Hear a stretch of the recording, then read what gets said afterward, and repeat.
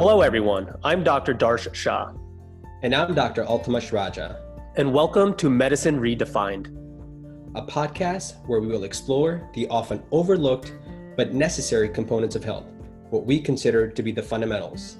We will investigate topics and practices that can give you and your patients the best chance to optimize a healthy lifestyle. It's time to move the needle forward and put the health back in healthcare. It's a month into 2021. You are finally ready to commit to this year being better than the last, but you're still spending your evenings catching up on notes when you could be leaving work with a clean slate. OnTimeMD teaches physicians critical time management strategies tailored specifically for the unique demands physicians face.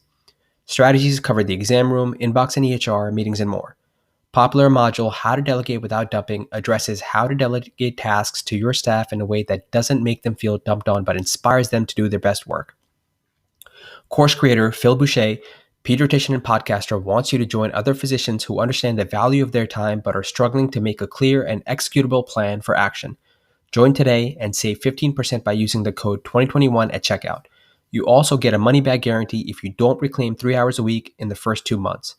Now is your chance to join OnTimeMD and reclaim your time for good.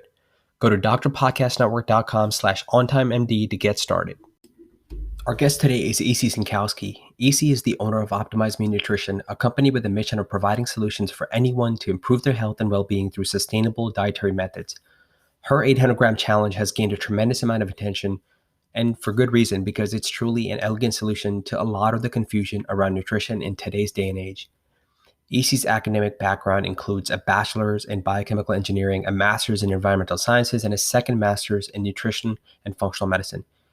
More importantly, over the past decade, EC has been at the forefront of providing quality nutritional education by translating the evidence-based scientific data into practical solutions for everyday success. Her podcast, TheConsistencyProject, is one of my favorite shows to listen to because she provides valuable, digestible insights on the complexities of nutrition. Darsh and I had a great discussion with EC in this episode. We touched on some key points, including the opportunity cost of poor nutrition and why we spend so much time and energy addressing this component of health. We talk about the quality versus quantity debate, if one is more important. We, of course, get into her 800-gram challenge, lazy macros, but largely her focus on principles of nutrition rather than any one specific diet. And most importantly, we talk about how to implement and influence change on a global level. We had a ton of fun interviewing EC and learning from her, but by the end of this, I had twice as many questions as going in. Unfortunately, though, due to time limitations, we were not able to continue this interview. I suspect, though, that this won't be the last time we have a conversation. Now, without further delay, please enjoy this episode with EC Synkowski.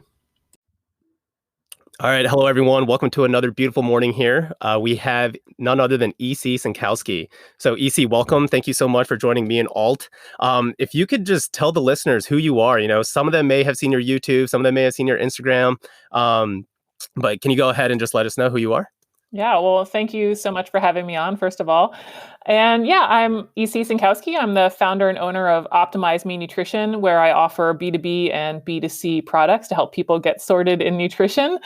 And yeah, I think people might know me, if anything, from the 800-gram challenge. It's sort of my lead-in product. It's really, whether or not it's the 800-gram challenge or any of my products, I just want people to find something that's sustainable for them that actually works for nutrition.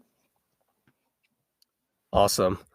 Yeah, EC, thank you. Like Darsh, thank you for coming on. I've been so pumped for this conversation. I think the first time I heard you was on the Ready State, and just your message really resonated with me. And then immediately after that, I kind of went to Apple Podcasts, downloaded the Consistency Project, and kind of just binged through all of those. I think I mentioned how much I enjoyed that content. And so I've wanted to get you on here for such a long time, especially after our recent interaction. And just a bit of background for you and our listeners. I've repeatedly said that nutrition, when it comes to nutritional science, quality tends to be the most important thing. And we recently had Dr. Arndt on here. He's one of my mentors, and we talked a lot about nutritional timing. And I think we can all agree that that's probably the least important variable when it comes to quality, quantity, and timing. But that's one of the ones that we get the most questions about. People talk about intermittent fasting, time-restricted eating, peri-workout nutrition, those types of things. So we wanted to address those questions first. But last week, when I asked you to come on and I mentioned that quality was the most important thing, you politely disagreed. And so I've been anxiously waiting to kind of, ask what you meant about that. So I think that's probably the best place to start. So Yeah. Quality and quantity are important and they often are related. And even with timing is often related to quantity. So I think some of our confusion, we keep running around on like which one is best when it's like, if we just used the word and, we'd be better off, right? Like instead of trying to worry about the one thing, let's go ahead and use that word and then we're going to get there.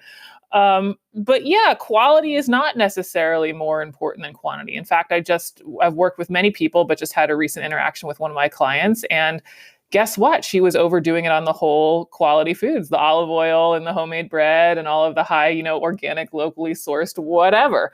So you can still eat too much. Quantity certainly is a factor for health. And we find that all the time, that people losing just even 5-10 pounds and their health markers dramatically improve. I don't think they're anywhere near the 800-gram challenge or a lazy macros approach, but yet we've improved their health markers.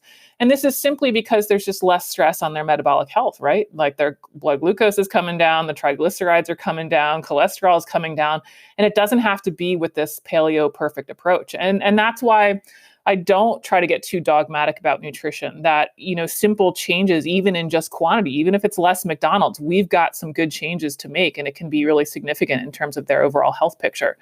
Now, why I attack it from the quality perspective is that we kind of can kill two birds with one stone, right? Like when we focus on quality, quantity tends to come down. And so this is where those factors tend to be related. But if I've got someone and they want to do McDonald's, great. I'm running with McDonald's and we can get there. We can get to some better outcomes as well. Awesome. Yeah. So, speaking about that, our listeners are probably going to be hearing this episode in January, right? 2021. A lot of people are going to be starting diets, fad diets. Maybe it's paleo, maybe it's veganuary, maybe it's carnivore. And a lot of people are either going to be struggling with it or they're going to be doing well. But can you just explain why so many diets fail? And I know you love puns. So how can we fuel, the drive and passion for people to keep it going? Yeah. I do love diet puns when I can work them in. Why do diets fail? Yeah, I mean, there's a lot of different reasons, but I think people think there's this one new magic answer, or there's one thing, this one extreme way to do it, and they're going to find the best way. And for some reason, we just keep overshooting like the balanced approach. It's like, so one of my clients just said this, and I just love the way that she phrased it. It was like, for some reason, you keep thinking that the more extreme approach is going to outperform the basics that you've been taught forever. And so like, we just keep staying on the outer circle. If we just sort of like calm down a little bit and took a balanced approach, we're actually going to get the results in a more sustainable way.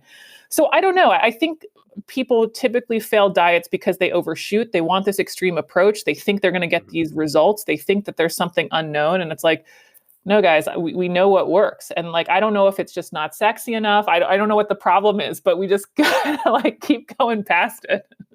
Yeah. Yeah. So, going on your Instagram, looking at your stories now, just in the last couple of days, you're kind of tracking this 800-gram challenge that you started. Can you take us through that? What is the 800-gram challenge for people for those that don't know about it? Sure. Yeah. The 800-gram challenge is to eat 800 grams by weight of fruits and veggies each day, and then you continue to eat whatever else you want, right? So this is one of the big reasons why it's different than so many other diets, is because you're just focusing on addition. You're not focusing on elimination. You're adding fruits and veggies to the diet. And of course, that's not all you eat either. Like people are like, is that all you eat? No. You eat whatever else you want in addition to those 800 grams. You also get to pick which fruits and veggies you want. If you want to do it on all fruit, great. You want to do it on all veggies, paleo perfect, low carb, whatever, great. You just pick the fruits and veggies you want.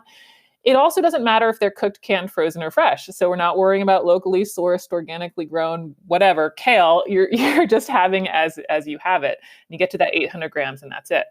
And that's the basic premise of the challenge. And to me, it's just a really sustainable way to kind of check yourself on quality. It kind of came up as this idea of, how do I put a metric on quality? How do I know when I'm eating a high quality diet? Because you could say like, well, I eat a lot of fruits and veggies, but what's the metric? What's the standard? And so this is really how that idea came to be. Yeah. Is there a reason you choose 800 grams, like rather than 1,000 or 600? Was there like a research study that's based off of, or does it just kind of? No, for sure there was. I was actually playing with a couple different diet ideas at the time. This was when I was in my master's for nutrition and functional medicine. And I was playing with a couple different quality focused diet ideas. at the time that I happened to come across this study by Un et al. I hope I'm saying it right. It's AUNE, in the International Journal of Epidemiology in 2017. And they were looking at health risk reduction relative to fruit and vegetable consumption. Okay, so they actually did a meta-analysis of 95 different studies. They pulled in all this data, said, okay, when people eat this many fruits and vegetables, what happens to their health outcomes? And of course, they found that 800 grams was a significant number. Cancer risk actually went down at 600 grams, but then stroke, all-cause mortality, cardiovascular disease risk went down to 800 grams. And so with this idea of how do I make this into a diet while reading this paper? I was like, that's it. That's a really interesting idea. But then, of course, especially for our US-based audience, it's like, well, what's 800 grams? Like, what does that look like? And what does that mean in terms of calories and macronutrients? And what are the rules going to be? Like, are beans allowed? Because, for example, they didn't include beans in their study. And am I allowing them? What about tofu? What about, all these questions? So that's really then where I kind of started playing with it. And I played with the idea, kind of tracking it myself, doing it myself, taking data on it, putting rules around it for about 6 months before I was like, yeah, I like this. And then so kind of publicly launched it as a diet idea in 2018. Yeah, you see, this has definitely been one of my favorite things, and I'm doing it myself actually. And so I guess we're going to talk a little bit more, hopefully, about lazy macros. That's more of the approach that I'm taking. But just to kind of going back about the quality versus quantity debate, and just after I talked to you, of course, because I'm type A and impatient, I went back and just double speeded through some of your podcasts again. And the thing that I took away from it is, I had personally this own bias that quality tends to be the most important thing. Of course, once I got into medicine, we're looking at health and longevity and those types of things. Whereas when you're looking at calories in versus calories out, you tend to focus a lot more on quantity too. But with this 800 gram challenge, like you mentioned, when people tend to consume a lot of vegetables, the volume, and you've done this over the last couple of days, 800 grams is sometimes anywhere from 300 to 500 calories. And so you're kind of really taking both of those. I mean, you're killing two birds with one stone, but also how we tend to kind of have our own biases and confirmation bias. And when I went back and listened to your podcast, that wasn't really your message. You weren't emphasizing quality or quantity. You were kind of saying both are important. But I had my own notion, and I was like, okay, that's what EC's saying. EC agrees with me, and therefore I am right. And so I think that's really important for us to understand, particularly as clinicians, as we go through this literature and we're trying to fish stuff out. Are we only looking for things that support what we already believe versus I think at some point you mentioned that somebody said to you, hey, you can find any type of research article to support something. And you were like, hey, isn't that crazy? Because that means more than one thing works. And it goes back to the whole idea of, hey, let's use the word and, not necessarily either or. So I want to thank you for that. Cool. Yeah. I felt humbled after that. But in terms of the research study that you talked about in the Journal of Epidemiology, I did go through that, and that was going to be my question for you. Hey, the beans weren't included, and when you look in the fitness space, I know you work with a lot of CrossFitters, and those potatoes, beans, these are starch stuff. We look at them as carbs. Why include those? Why not just include the fibrous vegetables? Yeah. I don't think the literature on potatoes and beans is that problematic. We find that when people have beans in their diet, or when people have potatoes as potatoes, not French fries from McDonald's, we find that they're probably eating healthier diets overall. And so, it was just sort of let's include things. Let's make this even more flexible. No one's overeating black beans. I mean, maybe someone's overeating air fried white potatoes, but okay, let's stick to reality. Not everyone's going to eat 800 grams of that every single day. And if they are, it's probably better than their current diet. So I think a lot of nutrition, you have to kind of realize that there's a lot of trade-offs. You have to meet people where they are and find some level of buy-in. And not everybody wants to do 800 grams of kale. And guess what? They don't have to either. So how do I get buy-in? How do I get interest? How do I make this sustainable? And the more choices that you give people, the more likely it's going to happen. And then, of course, I mean, we could go down the rabbit hole of the nutrients that are in beans and potatoes, resistant starch, of course, and all the phytochemicals in the beans and all the different fiber types. And there's some value there. So it's I think they've been maligned, and people our obesity epidemic is not because of the white potato. It's just not, at least not the white potato oven roasted at home. Right. Right. Yeah. No, I love that. And so when we're talking about, all these nutrient dense foods, and particularly the vegetables, right? The fibrous vegetables, the carrots, and all the fruits and things that you've been posting about. What do you think the mechanism is, right? Did they discuss that in that paper at all? Is it kind of just, hey, you're consuming less volume and, you have more quality consumption, which is going to equate to weight loss and therefore better health? Or is it, hey, all the polyphenols and carotenoids and, the antioxidative benefits that might have, which may improve vascular and endothelial dysfunction? Or is it just, hey, simply reducing sodium and increase in fiber and increase in potassium because of fruit? Like, do you think there's one, or is it again and multiple things? Yeah. And of course, there's going to be genetics come into play. Like some of us are going to be more risk have more risk associated with endothelial dysfunction, right? And then some of us are going to need more antioxidant capacity or whatever the permutation of that is. You're going to remember more about the paper than I have because I haven't looked at it probably in the last year or so. But I do remember that they were trying to look and see which of the fruits and vegetables were more associated with less risk or more risk than others. I think they were trying to group like, do berries and apples or something like that, like have a better health outcome than others. And I don't totally remember their finding there, but that's where there's a difference between what you're doing at the research level and like, okay, now I'm going and working with real people. Like, I don't care if the study found that only blueberries were the best fruit out there. Like, let me tell you how many days someone's going to stick on the all blueberry diet. It's not many. Okay. So, this is where we can't get too lost in, what exactly does the research say versus what kind of outcome actually changes something clinically. And so that's where I'd have to go back and look and see exactly what their conclusions were there.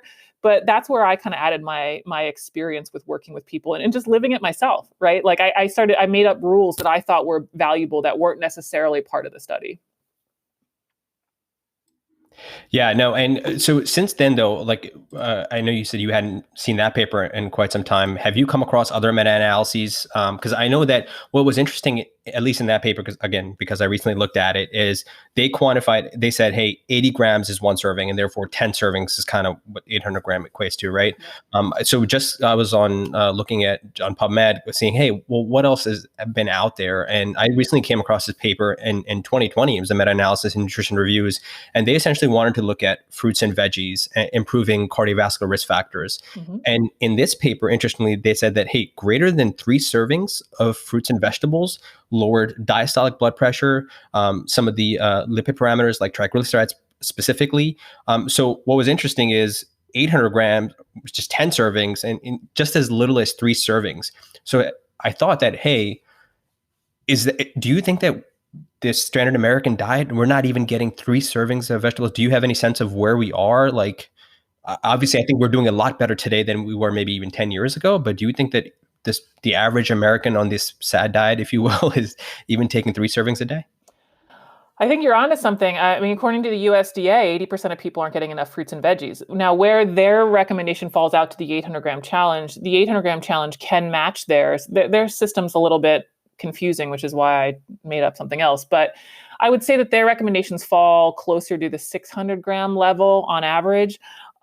And they say that 80% of people aren't getting enough fruits and veggies. So yeah, I think the standard American diet maybe has 200 grams and it's going to be from white potato or corn or something like that. So yeah, we have a lot of work to do. And that's why just even small changes. And this is why we can't be so obsessed with having the perfect paleo diet, because like we don't need, the perfect diet to have some great outcomes for sure. Awesome. So again, for those of us who are very much interested in performance, as you mentioned, we got vegetables in there. We'll have some fats. I'm sure that people will try to find a way to sneak them in. But again, what about protein? Yeah. So this is where lazy macros come in, as I understand it correctly. So you want to talk a little bit about that, what that means exactly, and how you came up with that concept? For sure. So yeah, I used to work for CrossFit. That's kind of my tribe, right? Like I've done CrossFit since 2006. I have a lot of people that are interested in fitness around me. So when I came out with the 800 gram challenge, a lot of CrossFitters were like, this is cool. What about protein, right? And I was like, yeah, I know. I just haven't figured out how I want to solve that problem yet. And so lazy macros was ultimately the answer to that. And lazy macros is just, you're continuing to do the 800 gram challenge. And then in addition to that, you're going to now add this protein target. And the protein target that I put out there, like the 800 gram number, is 0.7 grams per pound of body weight. It's generally of your current weight, but if you have a significant amount of weight to lose, more likely you're going to go with your target weight. But the idea is the same. You're sort of hitting this baseline number. And then you continue to eat whatever else you want. So you eat the fruits and veggies, you hit the protein target, then yes, you can still have the wine, the dark chocolate, or whatever.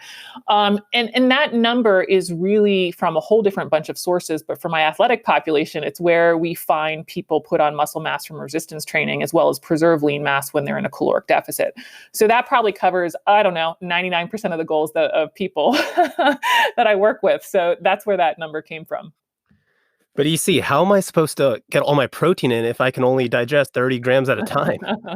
Right? I mean, okay. Oh, man. So that's obviously a myth, right? That we've now Yeah. kind of figured out. Can you take us through what, how much you can actually absorb or digest, and kind of just take us through how protein works in the body? I think so. We do have a lot of med school listeners to this. I think it'd be Yeah. awesome if you could just like explain that to them. Yeah, I'll try. So digestion isn't a 100% perfect process. It's a crude analogy, but I like it. It's sort of like a car wash. There's a lot of things going on. There's a kind of a train track approach to this. It's not going to get every spot off your car. Digestion is not going to break down every single morsel that you had into its molecular components to be absorbed, whether or not that's the amino acids, fatty acids, et cetera.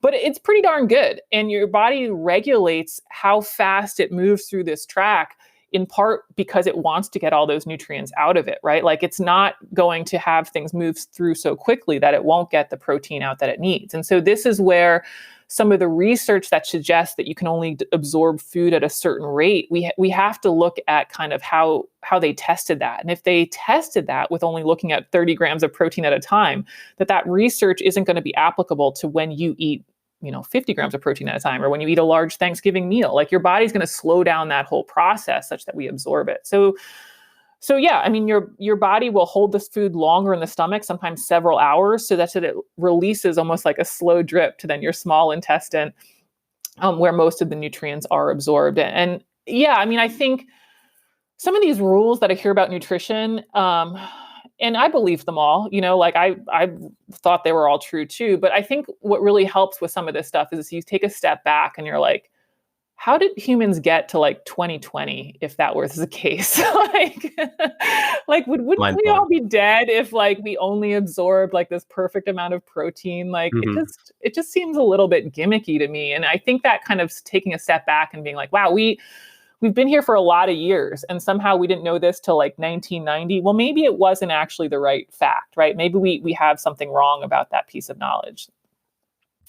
Yeah, I love that, because I think in some sense we were able to accept that, hey, we had these periods of fasting and periods of feasting, and that's why we should start doing fasting again. But then, for some reason, the protein myth was much harder to squash. So thank you for kind of sharing that. So again, as I mentioned, I've been sold on this just because I think this is so easy to implement.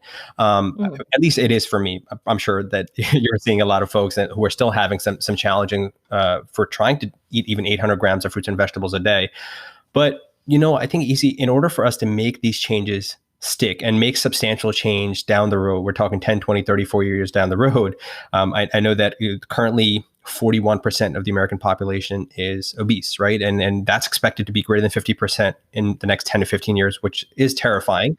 All three of us here are hoping that we can do our part to try to avoid that. So I think in order to do that, we have to start implementing these or get these concepts involved at a young age, right? Particularly in children. We know that we all take, hey, if you want a child to learn how to play the piano and exceptionally well, they need to start when they're really young. Same thing with any other skill. Yet nutrition, we're not teaching these nutritional approaches and science and behind it. So is the 800 gram challenge, is that safe to kind of help implement with our children? Again, we're not giving any advice to anybody. I think we all understand that, but is that something to start teaching them, and how can we incorporate that teaching our kids with this nutrition? Yeah. Calorically speaking, kids are eating more than 500 calories. Wow. But really early on.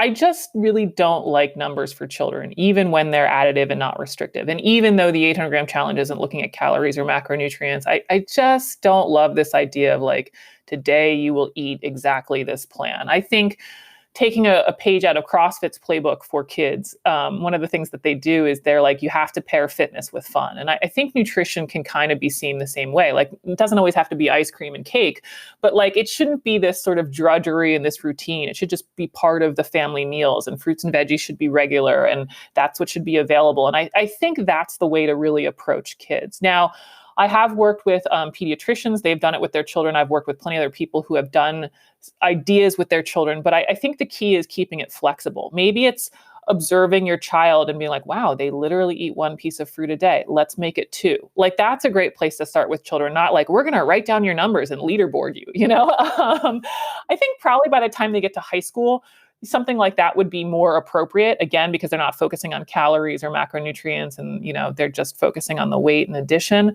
But I really don't like this idea of setting hard numbers. I think setting the basics of healthy meals, healthy eating, what's available, what's snacks, what are our behaviors around food, are way more going to pay off, and then sort of setting a number for kids. Love that. Gotcha. No, this makes a lot of sense. I agree with Altamash. I think the 800-gram challenge it's super easy when you kind of, if you're someone who likes data, which I think, you know, as a nation, we're getting into we're all data heavy, right? I got a Whoop, Right. we got Fitbits, we have, Right. you know, Apple Watches. So I just think it's such an awesome way, you know, to kind of not complicate the overcomplicated things that we're doing. So I kind of wanted to switch gears here. Instead of talking about the macros, can we delve into the micros? So, you know, being on Instagram, I see almost every other post talking now more about like vitamin D, selenium, iron, Himalayan salt. You got to get your micros in. How much do you think these micros actually play a role? And is it something that we should focus on, or do you think the macro approach is just good enough? Yeah, I mean, it's going to come back, of course, to that and, right? Like, quality and quantity. Like, I want both for sure. I do think they matter, that they're a reason why they're essential. We want them in our diet. But again, I don't know, like all this stuff, like, oh, am I getting my selenium today? Or, oh, am I getting my magnesium today? It's like, well, just go eat fruits and veggies and on like whole food protein sources, and you're going to get there. Like, you know, some of this too much of a reductionist approach, it just gets a little bit silly. So yeah, I like people focusing on micronutrients, but not on any single one, but on them from the standpoint of, when I eat whole foods, there's a mixture of them. And when I eat a mixture of whole foods, I'm going to accumulate the mixture I need. That's about the level of specificity that I think people need for micronutrients. Yeah. Yeah. So would you say it's probably worth it to get like these labs for micronutrients? And if you're seeing more than one, maybe two, three that are like you're kind of low in, then you're kind of getting a global picture of, okay, I need to add more of these like fruits and veggies in, or you like, because you just said that you don't think maybe one is enough to justify to change everything. Sure. Yeah. I mean, I think, well, vitamin D is an interesting one, because I think there's some issues about the test quality itself, although that could probably be true with a lot of micronutrients. I'd have to look more specifically at that. Testing is interesting to me. One of the things that I like to bring up about testing is, like, this is true of, like, you know, gut microbiome testing. We could do it for micronutrient analysis testing. It's like, okay, what's going to change? Like, great, we get your results back. Guess what I'm going to tell you to do? Eat more fruits and vegetables. Like, sometimes I'm just sort of like, why do I need the test? Like, what is the test? How is that going to change my direction afterwards? Most of the time it doesn't. Now, what's interesting about that is some people are motivated by seeing the test result. So there is some value there. Some people, when they see, oh my gosh, my glucose is through the roof, I need to change. Great. If that's what I get you on board with the 800-gram challenge, I'm all for testing. I don't really recommend testing, though, because I have a feeling my approach afterward is not going to change. Partially because I'm also not a doctor, right? Like, I'm not looking at labs in any sort of therapeutic way. So, like, my health recommendations aren't going to change. They're going to be eat more fruits and veggies, eat the right quantity, get enough protein, you know, exercise, sleep, and all of that stuff. Yeah. But again, like, some people like the data. This is why apps are great. This is why Whoop is great. Like, I don't necessarily have to love the product, and I'm not speaking against any product, but I don't have to like agree with everything about the product to realize that there can be a good outcome. And this is true with any diet out there. This is true with any sort of fitness app out there. Like, if it's driving the change, then great, do it. Yeah, you see, that's such a sound point by you. You know, it's so funny. I think for my physician colleagues, we are taught over and over, like, let's just use musculoskeletal medicine example, right? Somebody comes in with knee pain and you do a thorough exam. You don't order an MRI, you don't do an ultrasound, you don't do imaging if there's nothing that's going to change about your plan. Your imaging, the labs, everything else, the data is supposed to support what your ultimate assessment and plan is going to be. And if it doesn't change, then there's really kind of just wasting money, time, unnecessary radiation exposure if it's that type of imaging. And so it's very much the same when it comes to micronutrient testing, those types of things. That being said, though, I think checking an A1C and trying to use somebody's A1C of 11, it's a little bit different, but also it's less expensive. So I think that as healthcare providers, we have to kind of know, hey, is the cost of this test, the value that I'm going to get from it, is that the benefit going to motivate individuals going to be much higher than what the cost is. And I think that that's kind of where your clinical gestalt comes into it. So I do appreciate that. But speaking of physicians, I want to thank you because you kind of had our back. I think nowadays when you look on social media, people are just bashing doctors left and right, just saying, oh, big pharma, this and that. And, doctors don't know what they're doing. And it's a conspiracy. And I get it. I get why that is. Because again, I think a lot of it is a lack of education, right? We aren't taught about nutrition. We know that fruits and veggies are good. Our grandma said it, great grandma said it. But that's not what we're learning about medical school. We're learning about medications and the different type of studies and trials and things of that nature. So ultimately, what would you want physicians who are listening to this show here to take away, and how can they start implementing some of these nutritional approaches in there to kind of help their patients?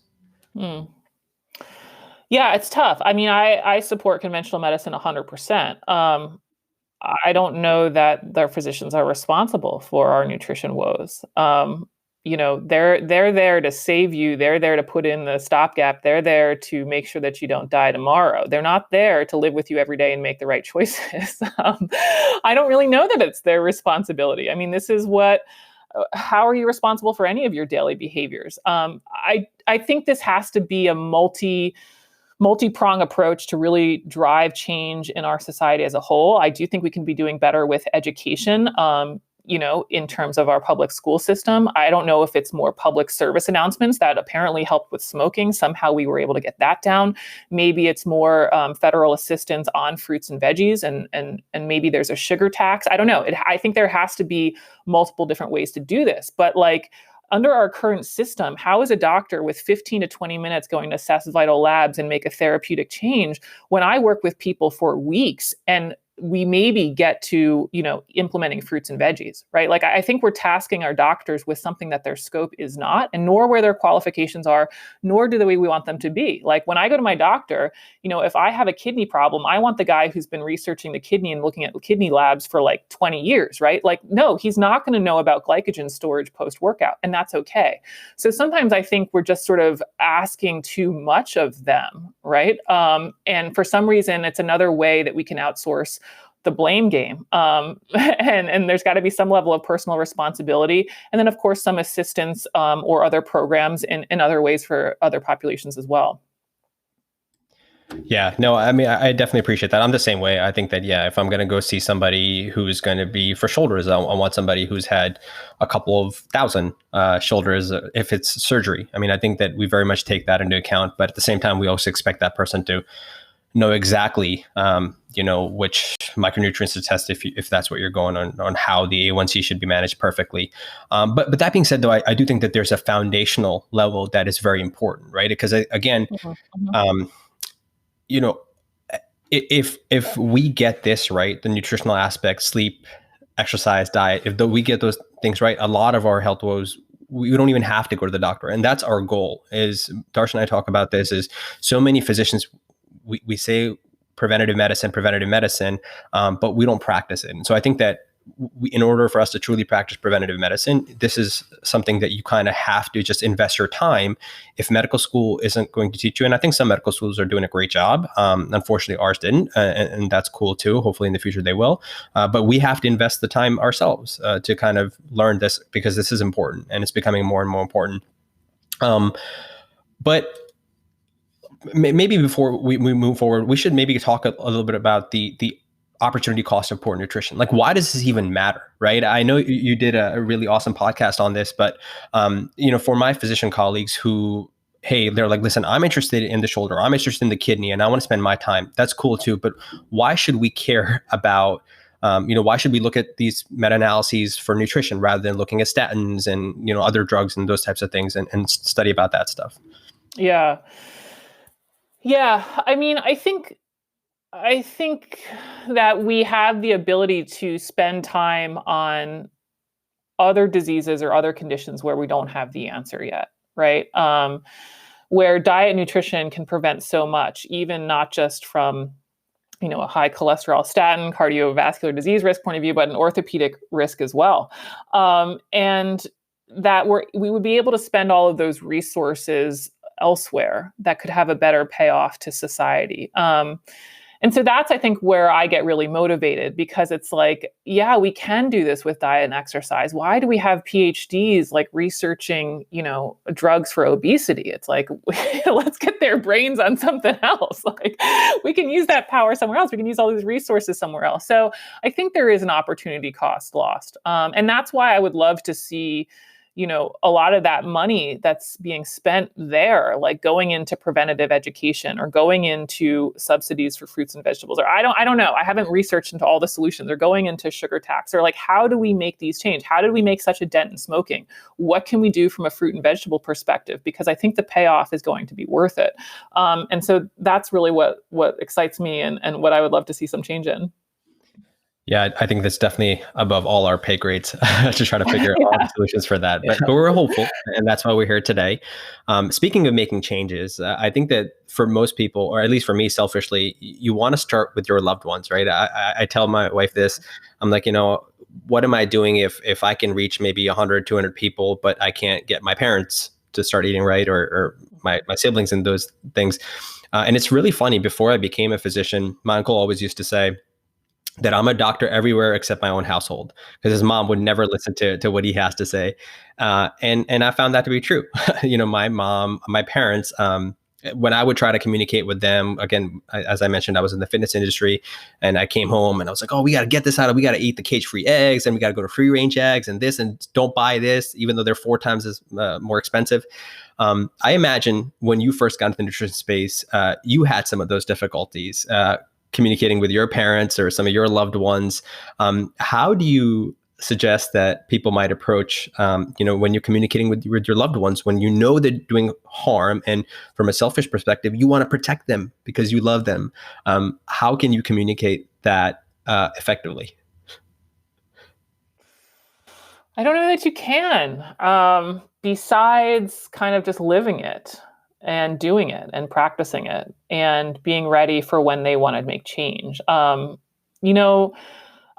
don't recommend just approaching somebody and being like, let's talk about your nutrition. In fact, like, I don't ever bring up nutrition unless I'm asked about it. And I think that's from some years learned. But yeah, I mean, it's just sort of like the same with everything. Like, people make change when they want to make change, and they're going to be motivated by certain things. And so you want to be receptive and a good source for that when they're ready. You don't want to cut off that possibility, right? And by kind of berating them and you have to change and do things my way, all of that stuff, I can assure you, you're probably cutting off the chance that you're going to be their resource when they're ready. And so I think it's better just to, you eat fruits and veggies when you go out, you eat foods, you often make the quote better choice, whatever it is. You maybe bring an option for the family dinner. You maintain a healthy lifestyle. And then guess what? When they're ready to make a change, they'll probably like, oh, what are you doing? And that's where you have your window, and then your window to get in and help them make change, hopefully sustainably in small steps. Yeah, no, right. As Patrick said, you don't jump in with 14 studies, right? That's right. Right, totally. It's like, I don't know. I mean, I get questions all the time, like, do you have the study to show X? And it's like, yeah, but like, is sending somebody this article really, really the internet email war? Like, are you going to get anywhere with that? Like, no, just wait until they're like, hey, what are you doing for nutrition? And then, hey, why don't you eat some fruits and veggies? Join this Facebook group or whatever. And that can be the help they need, right? Yeah, absolutely. For me, like, changing my parents' behavior, I actually sent them a book that was related to South Asians, right? It was, I feel like you got to get a little personal, meet them halfway. But again, it's going to come down to that self-realization for that individual. But speaking about, so I'm very much obsessed with like clients and patient psyche, right? How do we instill change? And obviously that's very tough to do in 15 minutes. And my wife does organizational change for big companies. So from her perspective, it takes time, just like you said. Are there any other skills that, you think are needed? Is it compassion? Is it empathy? Is it understanding health coaching, habit coaching? What are those other things that you're using other than just a very good base of the field of eating healthy? Yeah. Yeah, I mean, I guess it's just kind of the experience of coaching, in that intrapersonal relationships where you kind of can read, does this person need more empathy right now? Does this person need a little bit more tough love? Do they need to be called out a little bit here? You kind of can get a sense of that based in their conversation and what they're saying. A lot of times it will become obvious how they're talking and how they're saying things. A lot of times people will end up identifying it themselves. I remember talking to some woman about the 800-gram challenge and, oh, it's too much food and I'm not losing weight. And she keeps talking and I really like wine and cheese. And then I just sort of smile. Hey, you already identified the problem, right? It's the wine and cheese, right? Or sometimes people will be really self-deprecating and they're really beating themselves up. That would be more of the empathy approach. And of course, depending on the severity, it may or may not be my scope. But yeah, you just kind of let them talk and listen. And that, I guess, comes just with time and experience of working with people and coaching change. But there's going to be kind of a different approach of being like, hey, this is easy. You can do this. We're just adding fruits and veggies. Or it might be something more of like, hey, let's just cut out the soda today. And that's just going to depend, again, on kind of the person and how they're kind of vocalizing their struggles. Yeah, that's awesome. I mean, I love that. And I think that one of the things that I really enjoy, again, so many things that you post that I enjoy, but your 10 principles, I'm not sure when you came up with those. And I mean, there's something really good. We're going to link to that. And I want to specifically ask you about, or I guess they're in no particular order, right? They're not in order of importance is how you wrote them. Yeah, but one of them was about your diet cannot be validated. Right. I think that so many times, again, when you're in a position of authority, such as you are as a nutritionist, as a coach, such as we are, and physicians, people will come to us and say, hey, this is what I'm eating. Is this good? Or is this bad to eat? Right. You always get those questions. And especially for my physician colleagues, you're going to be, again, my parents aside, who don't respect me as a physician. No, I'm just kidding. But most of the patients will come in and they'll ask you, hey, like, is this the right thing that I'm doing for my health for X, Y, and Z goal?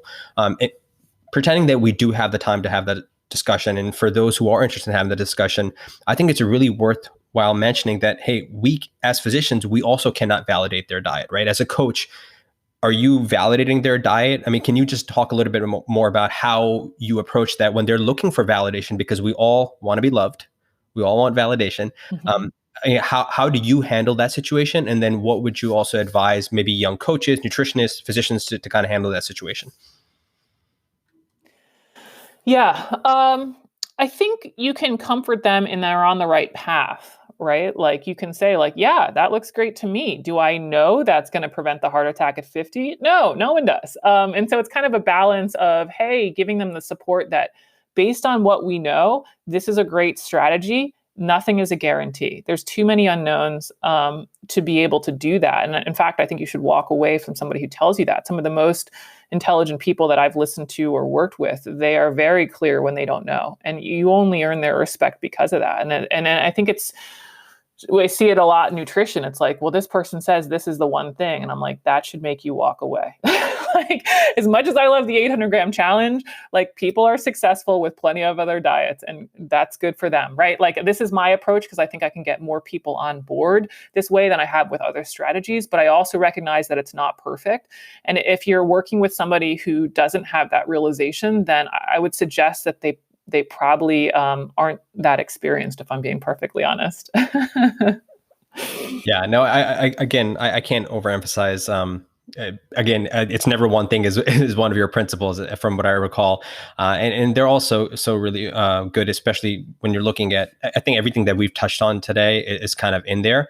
But I think you also mentioned that have you changed them at all since, because in one of your podcasts, you mentioned that you're willing to kind of adapt as you learn more.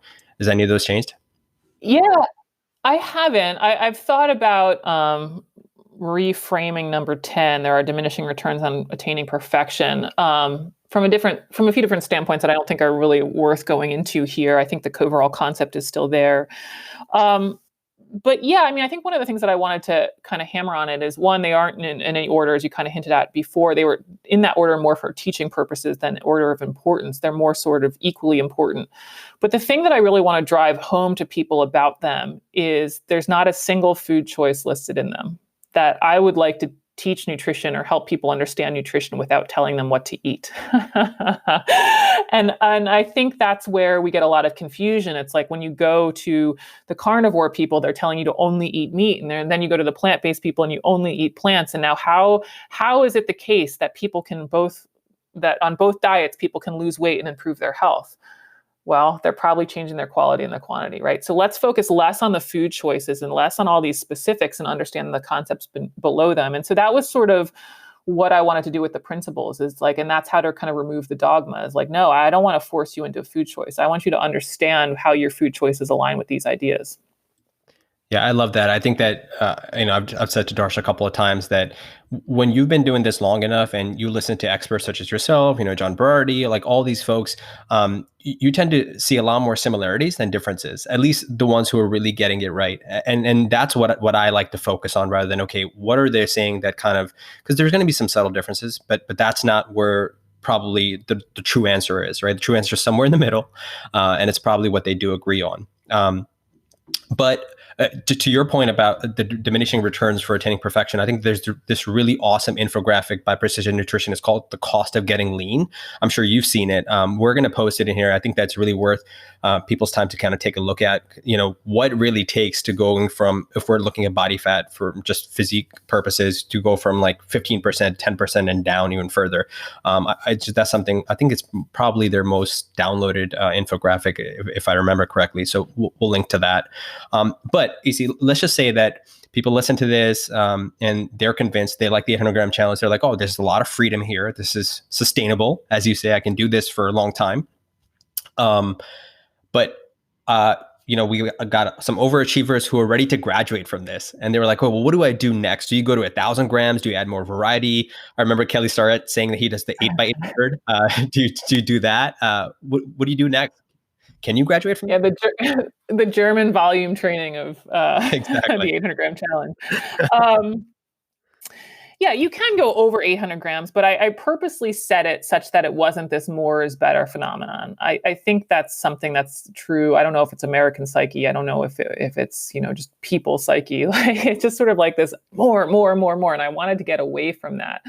I think, quote, graduating from the 800-gram challenge, although I don't really think it ever goes away, would be to then add protein, as we discussed, and then potentially also do macros.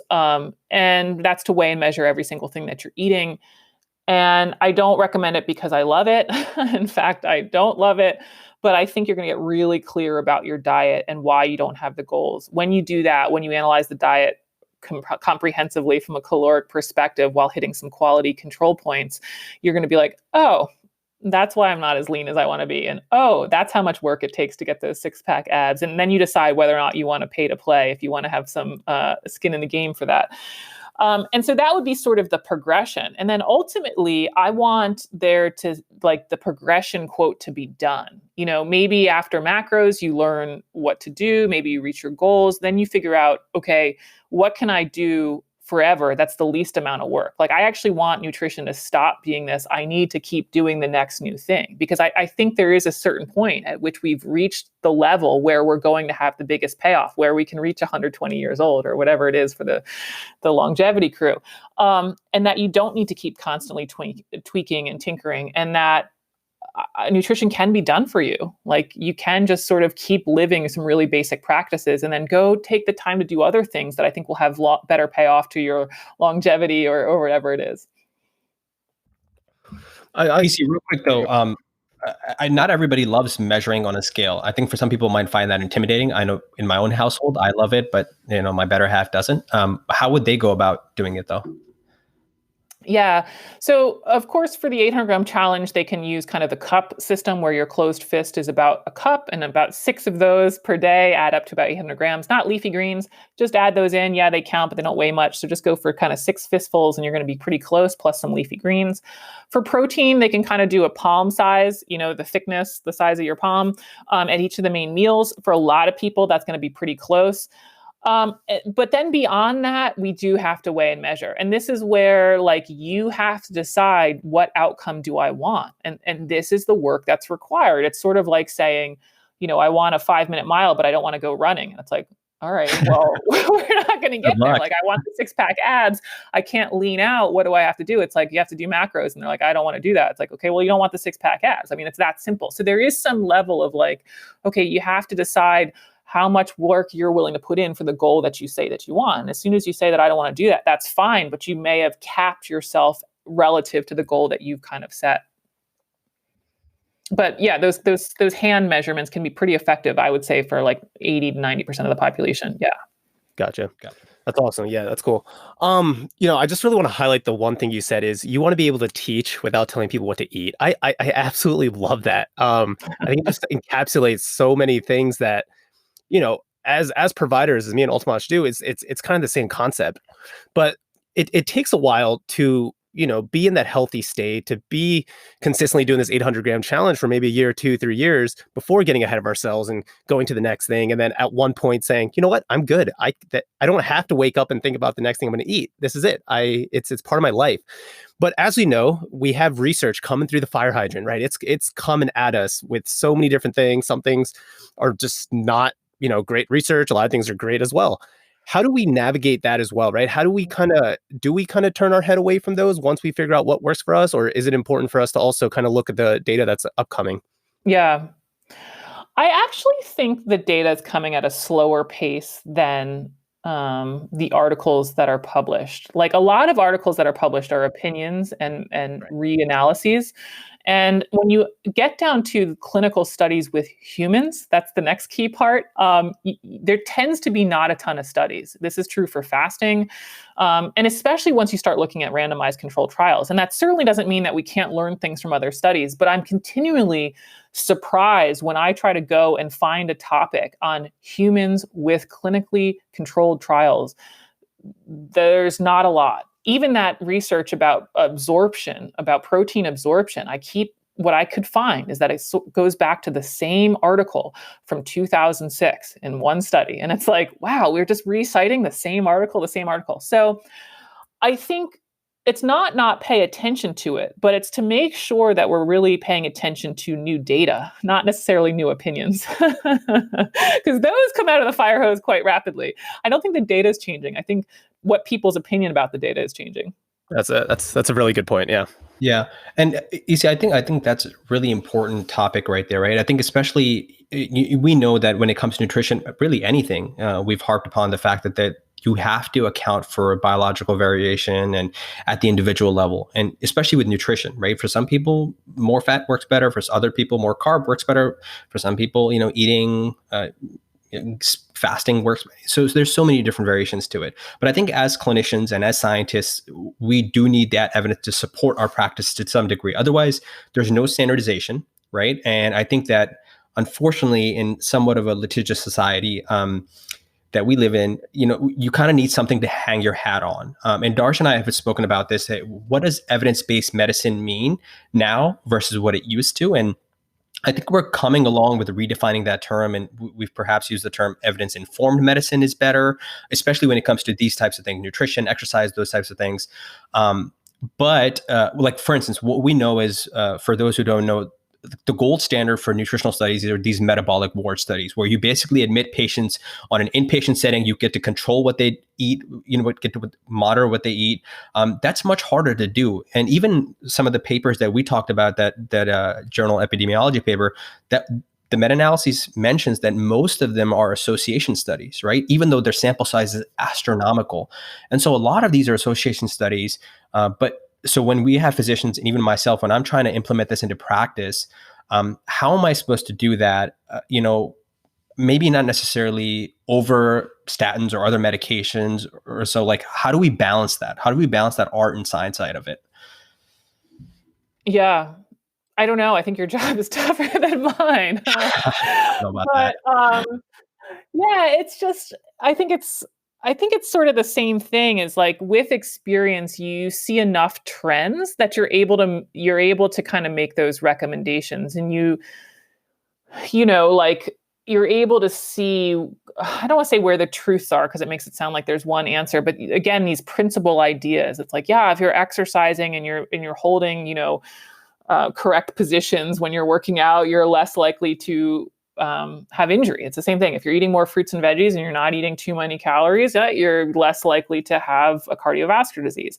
And then that's what you hang your hat on. You're not guaranteeing anything. You're not necessarily the next new different idea. You're continuing to say the ideas that are useful. And I think that's where I've sort of hung my hat.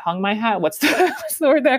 But it's like, I think my message is contrarian only because it's so vanilla, right? Like, I think there's this idea that my message has to be so different and so unique, when I think it's like, well, no, your message can be what works. And that might just be continuing the message of people that were smarter before me, right? And so I think that's it. You hang your hat on where there's trends and combine with your own experience of what works. And I think that's a great place to be. Yeah, that's awesome. I think that's probably a good place for us to kind of come to a close. We want to be respectful of your time because you've been so generous with it. But before we let you go, AC, I want to ask you a somewhat silly question because you'll say this guy's learned nothing in the last hour. No, in your consistency project tracker, you mentioned 4 things, right? We're looking at quality, quantity, sleep, and exercise, right? For most people, though, do you think that, or which one do you think tends to be the biggest lever that drives optimal health? Is there one? Yeah. Yeah. I mean, of course, I love that word "and," right? But typically what I would suggest for people is you're probably going to see the biggest shift with the one that you perform the worst at, right? Like, if you already have really high quality diet, if you've been paleo perfect for 5 years or whatever like that, you're probably going to try the 800-gram challenge and be like, that was easy, right? But if you're coming from a standard American diet, you're going to be like, oh my God, the 800-gram challenge is so amazing, right?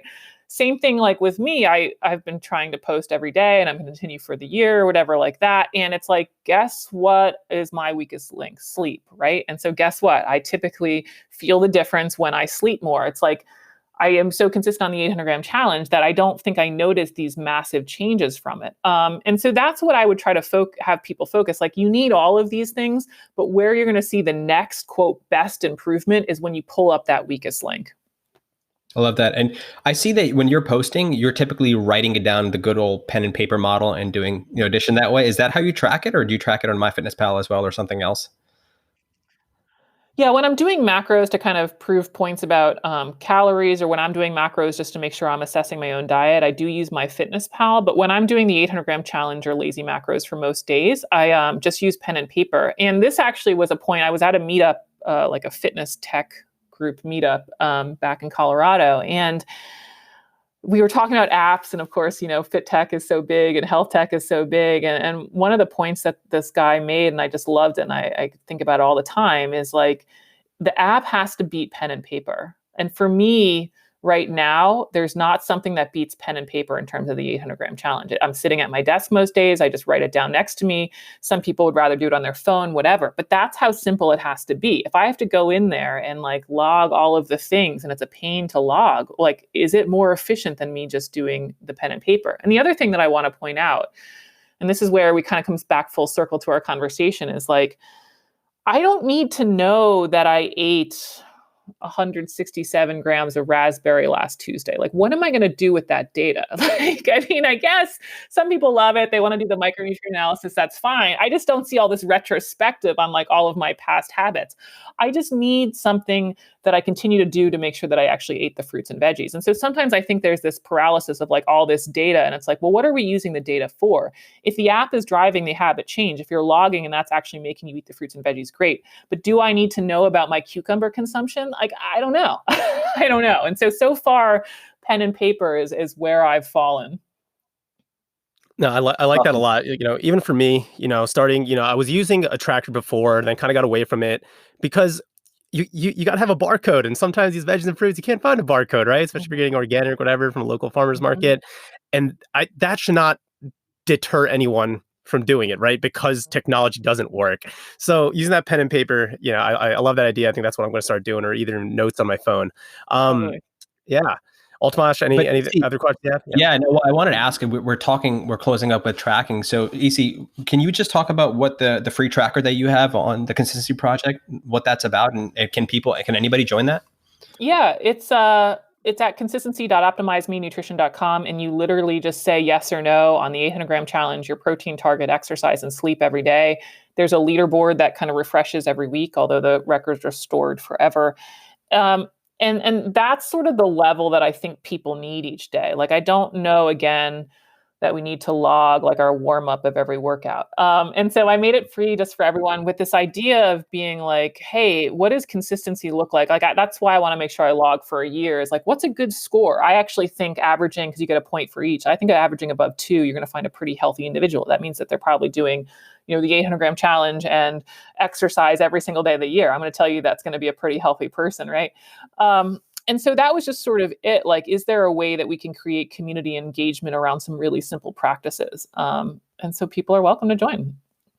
Awesome. Yeah, we're going to link to that so people can kind of have that level of kind of accountability. Although I know that at some point you guys talked about kind of intrinsic accountability versus extrinsic, but this is a form of extrinsic accountability.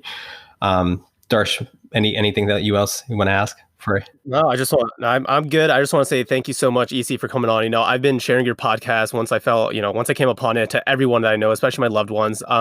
You just have this amazing way of taking such a complex, polarizing field in nutrition. And what I like, the word that comes to my mind is Zen. You just have a Zen way of kind of just explaining these things that make it very easy to follow along.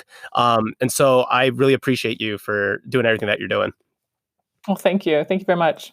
Yeah, no, and I kind of want to co-sign on that, AC. I think that, it is very challenging. Darsh and I talk about, hey, look, as physicians, we're scientists, and there's also the art of medicine and there's the science of medicine. And I think that you are one of the few people who are doing a beautiful job as finding the balance between both, and then also being able to shift when it's appropriate. So I think that's such a valuable skill that people can learn from. And I also want to plug your podcast here, the Consistency Project podcast. I think that that's awesome.